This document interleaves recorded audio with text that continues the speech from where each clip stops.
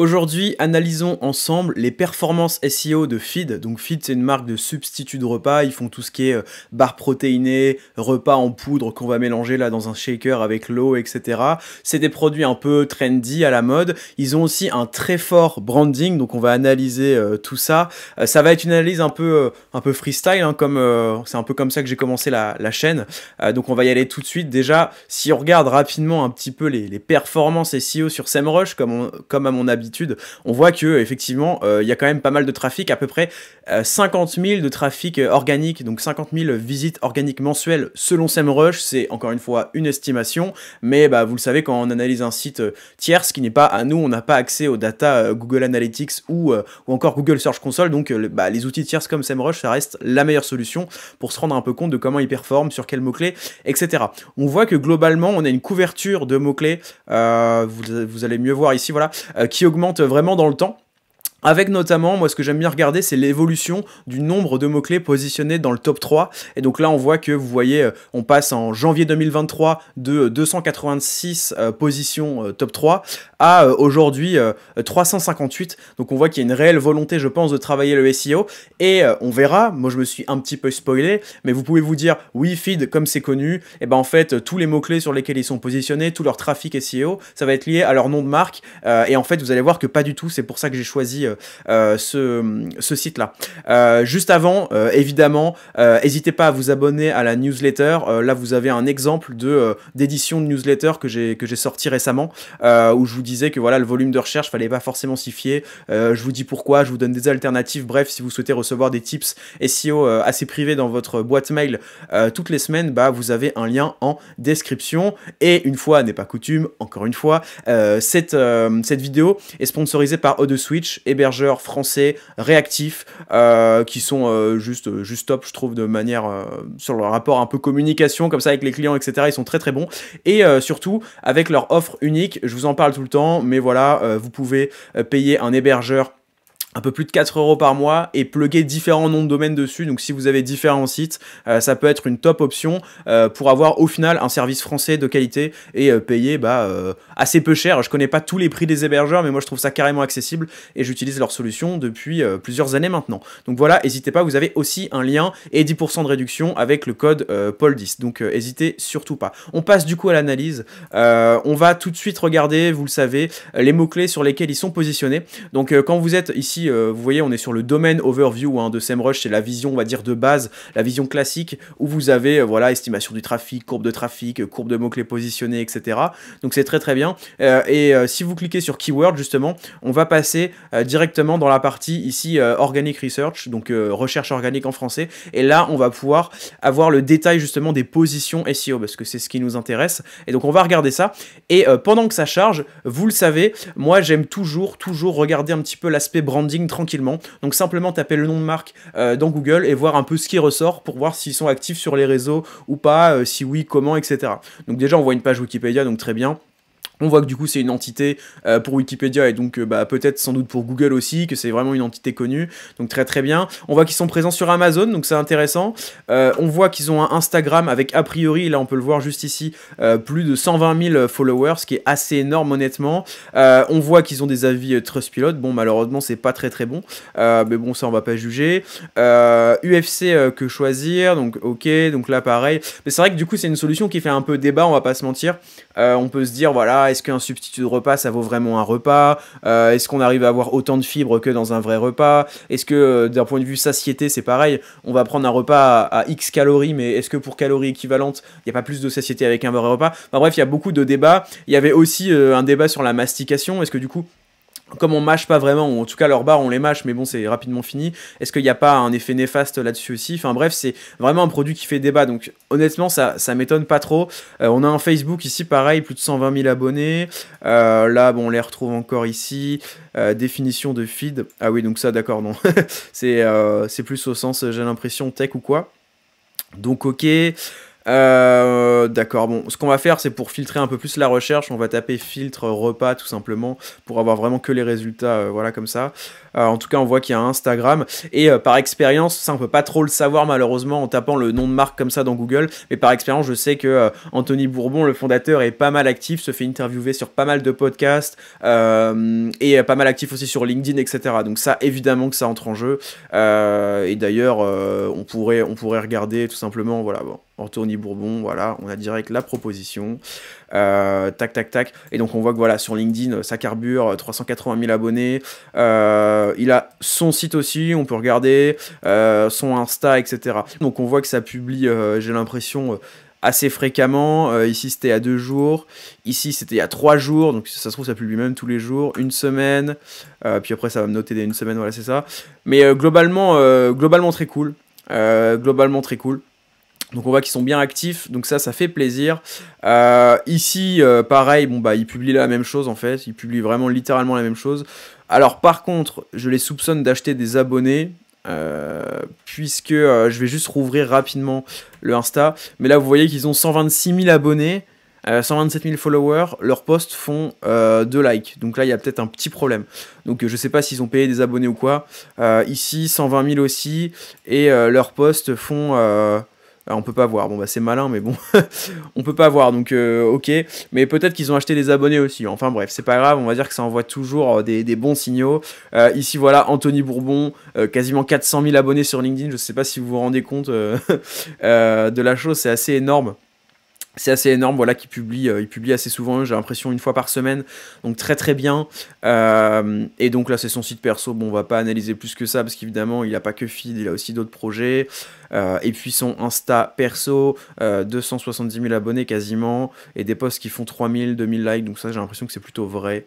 Ou alors si c'est manipulé, c'est bien manipulé. Donc voilà pour ça. Donc là, qu'est-ce qu'on veut faire quand on a un site comme ça, qu'on souhaite analyser ses positions, qui a un fort branding, où vous voyez ce qui remonte direct dans les mots-clés qui apportent le plus de trafic, ça va être feed. Même si on voit un ectomorphe, machin, il y a quand même des mots-clés intéressants. C'est pour ça, dès que je l'ai passé dans SEMrush, je me suis dit, ok, il y a matière à traiter.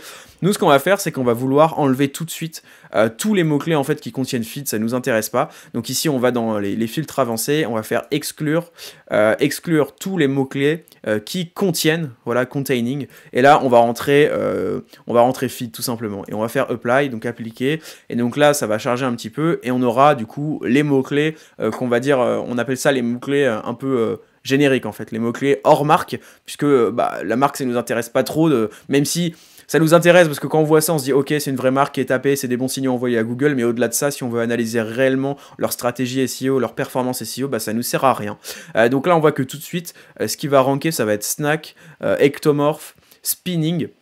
Ok, prise de muscle, les bienfaits du spinning, je connaissais même pas. Régime cétogène, Anthony Bourbon, ça c'est un mot-clé marque aussi, mais bon, si on le retrouve pas trop de fois dans des variantes différentes, voilà, on va le laisser, c'est pas très grave. Donc ok pour ça, méditation du matin, etc. Donc ce que je vous propose de faire, c'est qu'on regarde... Alors là, il y a beaucoup d'informationnels, moi j'aimerais bien trouver un peu voilà, leur mot-clé business, donc en l'occurrence barre protéinée évidemment, qui est intéressant. Est-ce qu'on a autre chose comment manger moins, jeûne intermittent, cétose, cétogène, donc vous voyez beaucoup d'informationnels, hein, c'est vraiment leur blog qui leur apporte un maximum de résultats SEO, donc ça fait plaisir. On voit qu'il y a une vraie stratégie, puis on voit surtout que ça paye, hein, parce que quand même ils tapent de belles positions sur de gros mots-clés. Donc ok, fruits pour un régime, barre repas, voilà, alors là, je sais pas si vous êtes d'accord, mais pour moi c'est vraiment le mot-clé business par excellence. Donc on va ouvrir leur page qui est positionnée première a priori sur barre repas. D'ailleurs on peut vérifier tout simplement, hein, barre repas, on va regarder. Tac, voilà, ils sont vraiment ici. Donc en même temps, c'est un peu la référence, donc ça m'étonne pas trop. On va regarder s'ils font des choses spécifiques d'un point de vue contenu et netlinking sur cette page-là.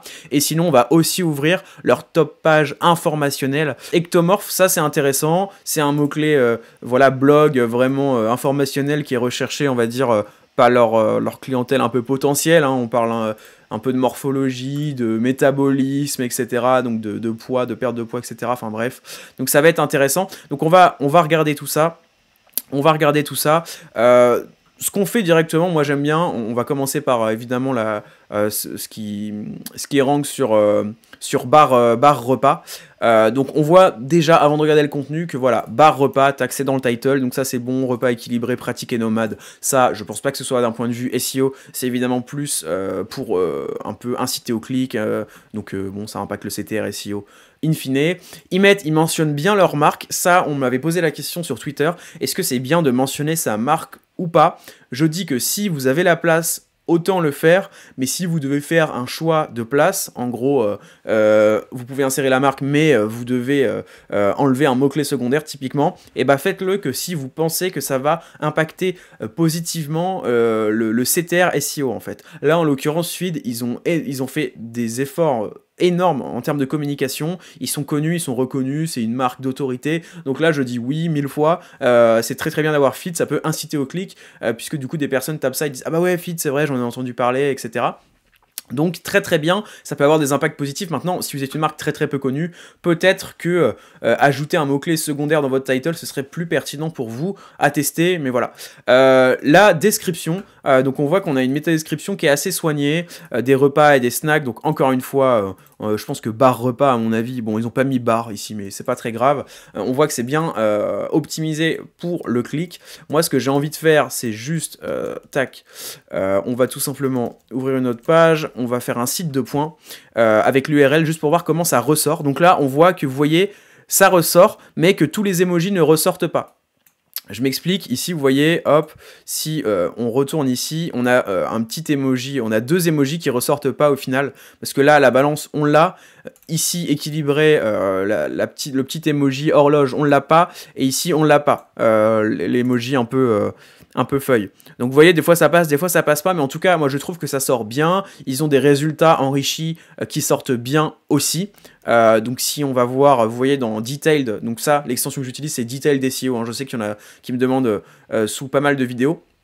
Donc si on va dans Detailed, ici on est dans la partie Overview, on voit Title, Meta Description. On a la partie Heading où on voit tous les HN, donc c'est pratique. Et on a aussi une partie qui est moins utilisée, mais qui est très très importante, intéressante, qui est Schema, donc c'est les données structurées. Et donc là, normalement, voilà, on va retrouver ici notre... alors c'est un type... voilà, c'est marrant, ça c'est un petit hack. Parce que vous voyez, c'est pas un type produit, c'est un type Creative Work Series, donc ça marche très bien aussi. Vous voyez que c'est un type qui vous permet au final d'avoir la propriété qu'on souhaite avoir, qui est Aggregate Rating. On va mentionner ici dans le code source en fait les notes qui sont liées à un produit, ou en l'occurrence là ils mettent carrément les notes de la marque. C'est aussi une astuce que j'utilise moi pour Paul Vengeon. Bref, paulvengeon.fr, enfin bref, c'est pas grave, on va pas s'éterniser là-dessus, mais vous voyez que ça marche très bien, par contre, bah, la règle qu'il faut respecter dans ce cas-là, c'est ok, vous avez le droit de mentionner ça, de dire à Google, bah voilà, les notes c'est ça, mais la règle de Google, c'est il faut retrouver en réalité les avis sur la page. Donc là, on va s'attarder un peu là-dessus, parce que dites-moi ce que vous en pensez en commentaire, si ça vous intéresse ce genre de détails, mais moi je trouve ça intéressant.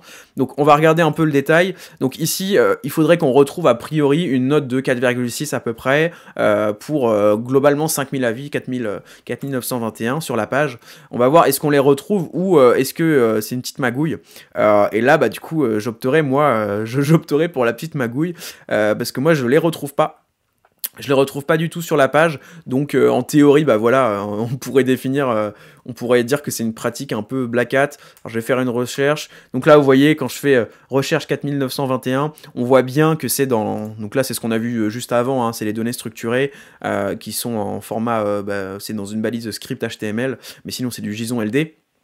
Et on les voit ici, mais sinon on les voit nulle part ailleurs, donc elles sont bien non présentes sur la page. Donc ça, en théorie, je vais vous dire pourquoi ils font ça, parce que aujourd'hui c'est pas pénalisé en fait. Vous pouvez mettre les avis que vous voulez, même s'ils sont pas affichés sur la page, c'est pas pénalisé.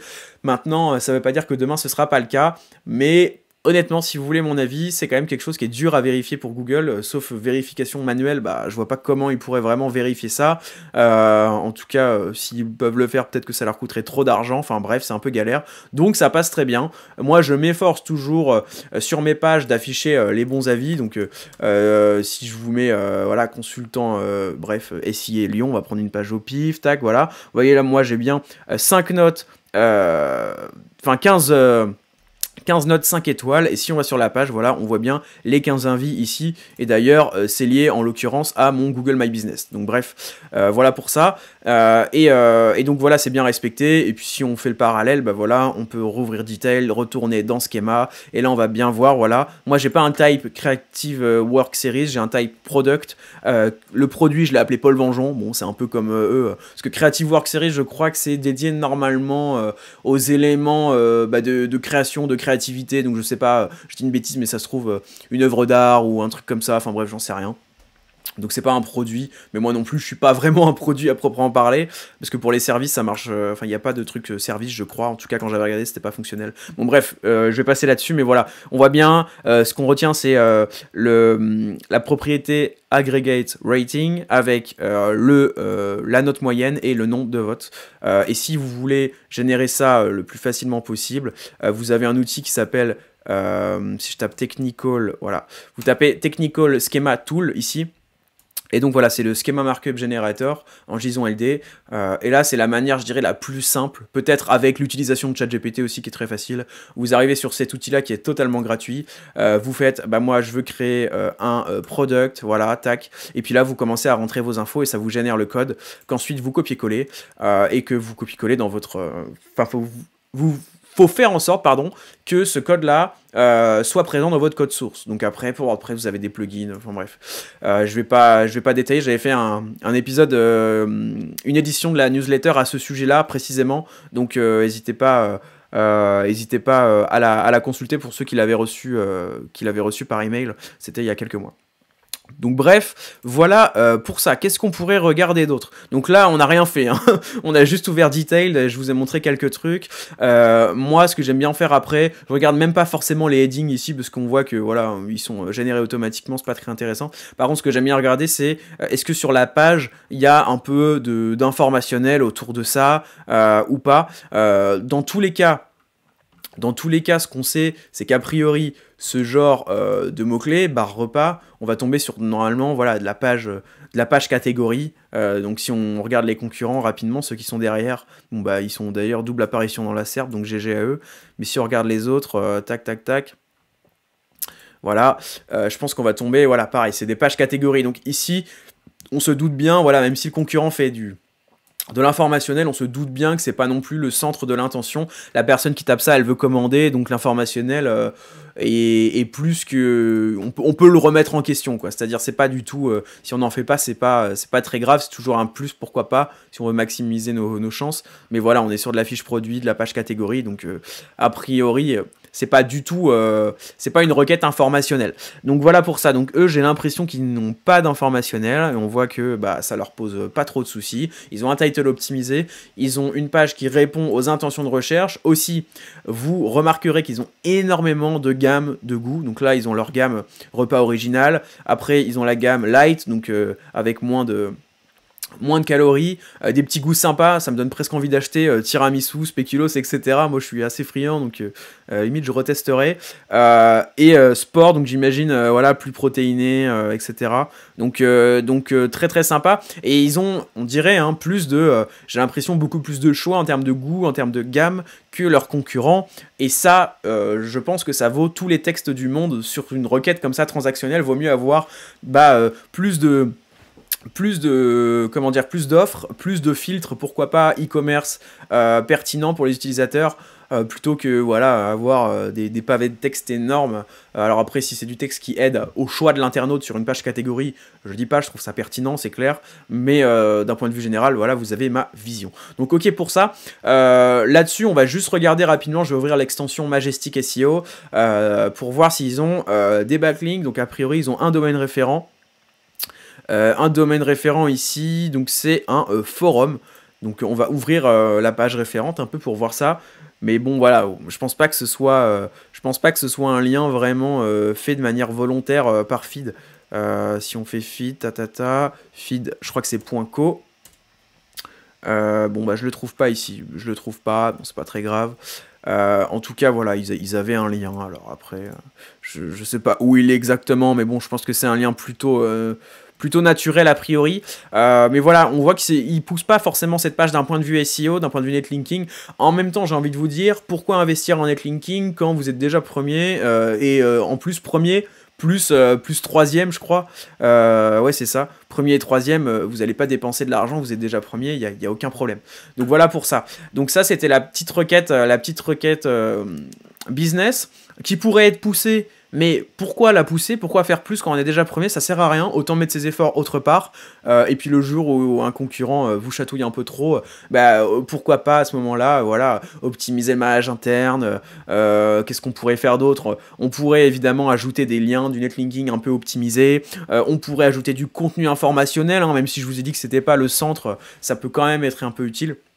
Donc voilà, on va pas se prendre la tête. Donc c'est un bon exemple. Ils ont les bases du SEO, ils ont un bon branding et ça roule tout simplement. C'est une marque qui est recherchée, c'est la référence dans son domaine. Elle est première, bah voilà, Google a fait son job. GG à Google. On va regarder rapidement la partie, ici on va avoir plus de choses à analyser. Donc ici, le mot-clé c'est ectomorphe. C'est ectomorphe, donc si on regarde ce qui rank dessus, voilà, ectomorphe. Donc on a direct un psychologue qui remonte, ok, donc morphotype, tout savoir sur l'ectomorphe, donc c'est parfait, ils sont premiers ici aussi, êtes-vous ectomorphe, mésomorphe ou endomorphe, donc là on voit que c'est pas pareil, vous voyez, eux ont déjà un article dédié, tout savoir sur l'ectomorphe, alors que là on parle des trois types en fait, en un article, et ici c'est pareil, on a plus, j'ai l'impression, ectomorphe, ok, ça parle que de l'ectomorphe, mais est-ce que... voilà, c'est plus de l'activable, j'ai l'impression, je pense. Est-ce qu'on est vraiment sur de la définition ou pas? Je sais pas. En tout cas, moi je trouve, je sais pas ce que vous en pensez, mais eux, on va pas les analyser parce que pour moi, ils sont trop larges. Pour la requête vraiment ectomorphe, ils sont trop larges. Et lui, vous voyez, quand on voit le title, moi je tape ectomorphe, en fait j'ai envie de savoir ce que c'est. La personne qui tape ectomorphe, il y en a très peu qui veulent vraiment savoir comment faire une prise de Mars quand on est ectomorphe. Moi, si je tape ectomorphe, c'est parce que le mot il est un peu bizarre, je l'ai entendu dans un podcast, j'ai envie de savoir ce que c'est. Et là, le title de feed répond pile poil à ça. Morphotype, tout savoir sur l'ectomorphe. C'est parfait. Je pense que ça répond aux attentes du grand public, de la plupart des personnes qui tapent ça. Donc rien à dire. Alors que là, ectomorphe, prise de masse, comment grossir, on est déjà sur de l'activable, sur du concret. Donc ça m'étonne pas que cet article-là ait beaucoup moins de clics, et je vois très bien ce qu'ils ont fait, parce que vous voyez leur truc là, au final ça va être la même chose, je pense qu'ils vont dire, hein, c'est de la définition, des petits conseils, etc. Je pense qu'on va avoir globalement la même chose sur Feed et sur Passeport Santé, sauf que là, si vous me connaissez, vous savez que là ça ressemble à un title qui est très optimisé pour une requête principale et des requêtes secondaires. Donc la requête principale étant ectomorphe, et on voit que ça marche, ils arrivent quand même à ranker dessus. La requête secondaire, ça doit être ectomorphe prise de masse, ectomorphe comment grossir, ectomorphe musculation, parce que là le title est vraiment, il est moche, je suis désolé, c'est dégueulasse. C'est pas très beau, ça donne pas envie. Par contre, d'un point de vue SEO, effectivement, je pense que si on tape, voilà, ectomorphe, on va taper, hein, prise de masse, donc vous voyez déjà ça arrive dans les suggestions directement, donc ça veut dire que c'est un mot-clé recherché, et je pense que là par contre, donc toute la nutrition, d'accord, voilà, il rank bien, donc voilà, on avait quoi, ectomorphe, comment grossir aussi, donc là c'est toute la nutrition, ils sont troisième, voilà, et ectomorphe musculation, donc moi je connais pas, hein, à la base je sais pas du tout si c'est des mots-clés recherchés, mais bon je connais un peu la thématique globale du bien-être et tout, donc voilà, et là je pense qu'ils vont aussi, voilà, donc vous voyez, c'est bien, mais d'un autre côté, là, par exemple, vous voyez, on a encore une fois un exemple, ectomorphe musculation. Ce qui rank en premier, c'est un article dédié à la musculation selon l'ectomorphe. Alors que Passeport Santé, ils veulent tout cibler. Ça marche bien, on voit que Google interprète bien et les fait bien remonter, mais ils sont jamais dans le top 3. Donc voilà, vous pouvez en tirer la conclusion que vous souhaitez en tirer. En tout cas, moi, je tire la mienne. La conclusion, je vais vous la dire clairement, dans énormément de cas, lorsque vous pouvez cibler plusieurs mots-clés avec une même page, faites-le que si ce qui rank, ce sont aussi, en top 3, ce sont aussi des articles qui ne sont pas spécialisés.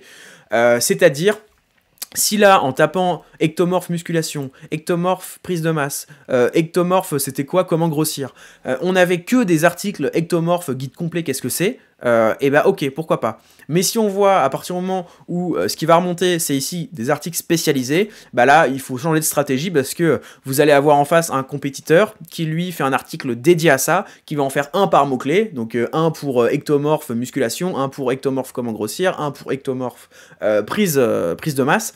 Et donc il va vous dépasser parce que plus pertinent, parce que Google peut-être souhaite faire remonter un guide comme ça, donc bref. Voilà, c'était un petit aparté, moi c'est ce que je fais avec les clients et ça marche très très bien. Après... ça veut pas dire que Passeport Santé sont mauvais ou quoi, hein, parce que vous voyez, ici, a priori, 5 avril 2022, hein, donc ça se trouve, quand ils ont créé ça, effectivement, ça suffisait, ils rankaient peut-être même premier sur tous les mots-clés, sur ectomorphe, prise de masse, bref, je vais pas radoter, et ça se trouve, entre-temps, des acteurs spécialisés, enfin, des acteurs sont arrivés en faisant des articles spécialisés, et donc les ont dépassés, et c'est aussi une stratégie. Si vous voyez que ce qui rank sur tous ces mots-clés-là, c'est que des guides généraux ectomorphes, vous pouvez vous dire, ok, je sais que je peux ranker avec un guide général ectomorphe sur toutes les variantes de mots-clés, mais j'aurais peut-être une prime à la spécialisation, entre guillemets, à la pertinence, en faisant des articles dédiés. Voilà, je vous laisse avec ça. Le but, c'était pas de, de faire un aparté aussi grand là-dessus, mais vous avez mon avis, et je vous recommande de tester ça. Donc bref, on va revoir un peu ce qu'ils font ici. Je vais passer rapidement parce que déjà sur l'aspect contenu, là, on a passé pas mal de temps. Moi, j'aimerais bien ensuite analyser leur netlinking, voir un peu les pages qui poussent le plus en netlinking. Vous savez que j'aime bien faire ça, c'est très très révélateur de ce sur quoi une marque va mettre l'accent en termes de pages, en termes de ROI derrière les mots-clés, etc. Enfin, c'est très révélateur en général des stratégies SEO, parce que le netlinking, c'est littéralement l'argent qu'on va investir, donc on va prioriser les requêtes les plus rentables, les plus stratégiques. Donc on va regarder ça après, ça va être très sympa. Le maillage interne, je vais pas l'analyser ici, j'ai déjà fait plein d'analyses de ça, c'est juste que ça prend beaucoup de temps à analyser. Là, on va se concentrer sur vraiment contenu et netlinking. Dites-moi en commentaire si ça vous va, parce que le maillage interne, faut ouvrir Screaming Frog, etc. Enfin bref, ça prend vraiment du temps. Ici, j'ai pas envie de faire des vidéos non plus de 40 minutes. Je pense qu'on est déjà à 27 minutes, donc je vais me dépêcher. Bref.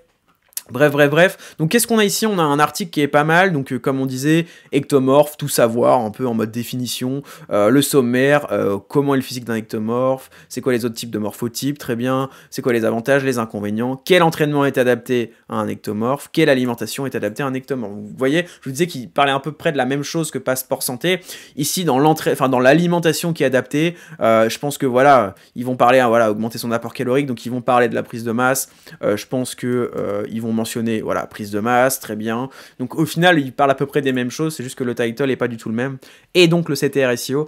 Et pour moi, bah, si Passeport Santé passe sur cette vidéo, je sais, je les mets beaucoup en avant, mais en même temps, ils font des très belles choses. Mais là, ce serait typiquement, je pense, un petit article à mettre à jour, sachant que il y a pas mal de trafic à aller chercher, en l'occurrence 8000 de volume de recherche, donc bon, c'est quand même pas mal. Enfin bref, donc on va regarder aussi directement la structure HN, donc on a bien H1, tout savoir, bon bah voilà, ils ont repris le title globalement, comment est le physique d'un ectomorphe, donc des H3, des H2, bon ça me semble assez cohérent, tout en H2, ici des sous-catégories en H3, franchement voilà, on voit que ça fait le café, ça marche très bien. Donc bien joué à eux, je vais analyser rapidement leur article, comment est le physique d'un ectomorphe, Bon là, si on voulait être tatillon, on dirait, oui, les H3 doivent être déployés par paire, parce que voilà, il y a un H2, et si on fait une sous-partie, il faut forcément qu'il y ait une deuxième sous-partie, sinon, bah, juste autant tout traiter directement ici dans le H2, mais bon, c'est clairement pas un facteur de ranking, hein, on le sait, la structure HN, c'est du perfectionnisme, est-ce que c'est ça qui fait la différence? Non, focalisez-vous sur les intentions de recherche. Moi, le seul truc que je leur reprocherais ici, c'est qu'il n'y a pas de mise en gras. Vous voyez, on est en 2024, les gens ont la flemme de lire. On arrive ici, il n'y a pas de résumé d'informations. Moi, j'aurais bien mis une liste à puces de résumé des infos en mode on peut dire une puce, ouais, je sais pas si ça se dit, une puce qui dit voilà, ectomorphe, la définition simple, c'est ça, tac, en quelques mots. Une puce qui va dire comment faut s'alimenter. Enfin bref, répondre à toutes les questions ici en fait en liste à puces tout simplement. Et puis ici surtout mettre du gras quoi. Je sais pas, ici. Définition d'un ectomorphe, bah voilà, les ectomorphes sont des personnes grandes, minces, à une musculature peu développée, hop, ça, on le met en gras, comme ça, la personne qui veut vraiment aller vite, tac, elle arrive, ok, j'ai compris ce que c'était, puis après, c'est du détail, et pareil, après, voilà, endomorphie, pareil, hop, on essaye de mettre en gras les trucs principaux, donc ça, voilà, je dirais que c'est un peu le... En fait, c'est un peu chiant à lire, je trouve, honnêtement, je trouve ça un peu chiant à lire, Après, voilà, la personne qui est réellement intéressée, elle va lire, hein, on va pas se mentir, mais voilà, on est en 2024, c'est compliqué, il y a TikTok, il faut être un peu concurrentiel. En résumé, donc ça pas mal en résumé, mais au final pourquoi pas le mettre tout en haut pour les personnes qui n'ont pas de temps quitte à faire un résumé, autant mettre en gras parce que le résumé il est quand même assez long, donc là je mettrai en gras quelques trucs. Je dirais les 2-3 éléments peut-être au fil de l'eau comme ça. Et ici, donc ok, on a une FAQ, donc très bien. Waouh, ah ouais d'accord, j'étais pas prêt. Quels sont les autres morphotypes? Mais ça, on n'en parlait pas déjà avant là. Tac, tac, tac. Quels sont les autres morphotypes? Donc là, ils nous parlent des autres, et là, ils nous remettent une couche ici. Quels sont les autres morphotypes? Ils nous refont un copier-coller. Donc alors, je regarde juste si c'est un copier-coller exact. Une personne mésomorphe a une morphologie naturellement athlétique. On va regarder, est-ce qu'on a la même chose? Une personne mésomorphe a une morphologie naturellement athlétique. Donc ok, donc c'est un copier-coller. Alors je sais pas pourquoi ils ont fait ça. Peut-être était-ce pour apparaître en schéma A, ça doit être ça, pour faire la FAQ. Alors ça c'est une croyance que j'avais aussi. Je sais pas si c'est pour ça, hein. Je m'avance. Mais à la base, moi je pensais que si je voulais apparaître, donc d'ailleurs l'apparition FAQ qui je crois n'existe plus hein, aux dernières nouvelles, donc ça c'était quand dans la SERP on avait un résultat puis des petites questions qui rankaient en dessous, mais pas les questions propres à la SERP, les PA, les questions fréquemment posées, c'était vraiment des questions liées au résultat en question, au site en question. Et donc voilà, il fallait déclarer justement ça. Donc ici, vous voyez, c'est le type fact page avec la question, le nom de la question, et normalement, normalement, fallait donner la réponse, quoi. Donc là, j'ai l'impression qu'il donne pas la réponse. Bon, ok, bon, bah normalement, fallait donner la réponse. En tout cas, moi, quand j'avais regardé. Et donc, je pense qu'ils se sont dit, bah pour faire une FAQ, il faut faire un accordéon FAQ. Qui est deux choses différentes, enfin bref, c'est plus une fonctionnalité du CMS. D'ailleurs, tac tac tac, je crois, je voulais regarder sur quoi ils étaient comme CMS. Shopify, à 50% sûr, bon bah voilà.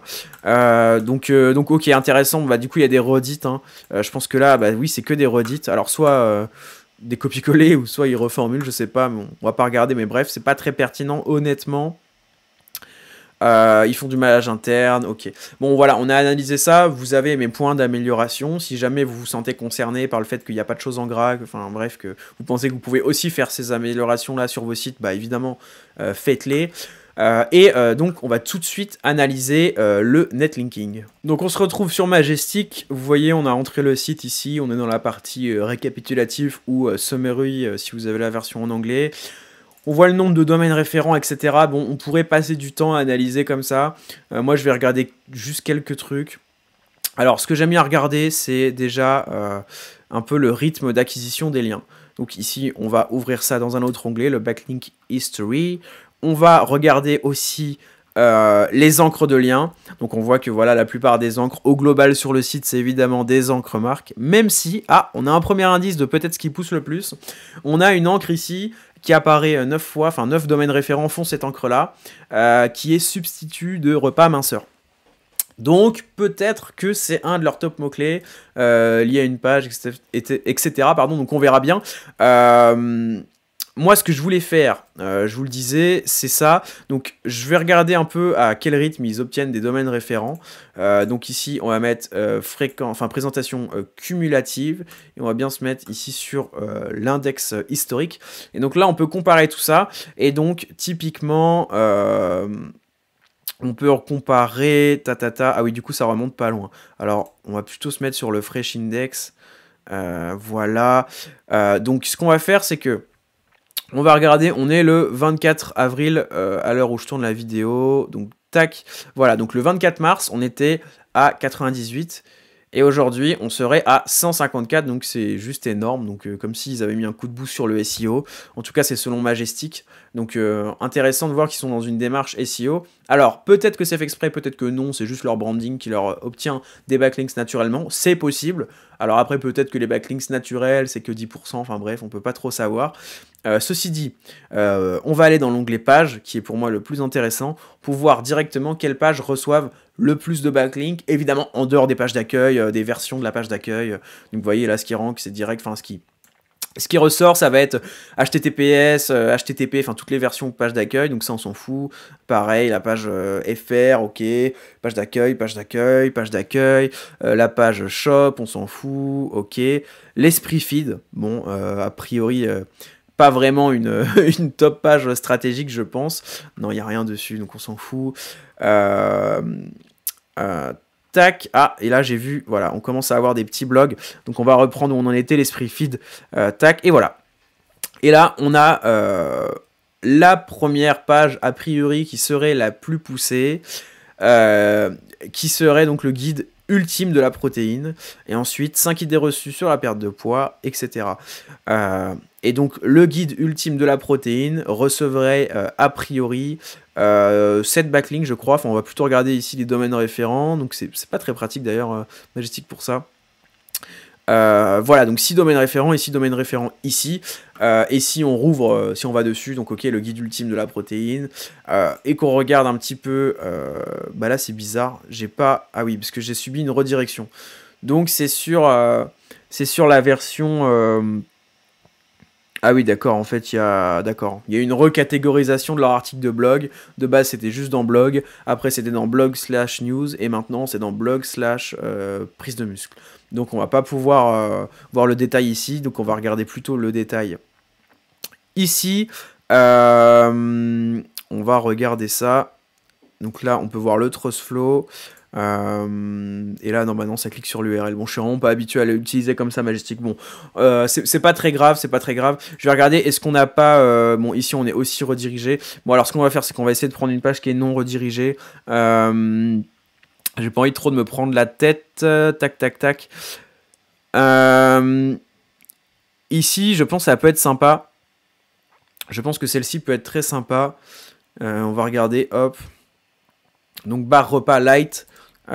Ici on a bien 5 domaines référents et voilà, c'est nos encres substituts de repas minceur, donc ça fait très très plaisir, puisque du coup voilà, on voit qu'ils ciblent vraiment ça avec le mot-clé dans le title aussi, etc. Donc là on a un exemple concret de mots-clés business qui vont essayer de pousser en netlinking, et donc bah ce qui est intéressant c'est de voir comment est-ce qu'ils s'en sortent sur ce mot-clé là. Donc on voit qu'il y a Gère linéaire apparemment qui les embête pas mal, hein, parce que sur barre repas ils étaient présents aussi, deuxième. Et donc eux, voilà, ils sont ici avec leur page. Donc on voit qu'a priori ça marche dans leur stratégie, mais bon, bah c'est peut-être pas assez. Est-ce qu'on pourrait pas ajouter de l'informationnel, faire plus de liens aussi? Bah voilà, il y a de l'informationnel d'ailleurs, donc vous voyez, ils font les choses bien quand même. Mais bref, dites-moi ce que vous en pensez. S'il vous plaît, mettez un gros like et un commentaire, et abonnez-vous à la chaîne si vous êtes toujours présent après même 35 minutes de vidéo à peu près. Ça fait trop plaisir. Et moi, je vous dis à la semaine prochaine. Ciao, ciao.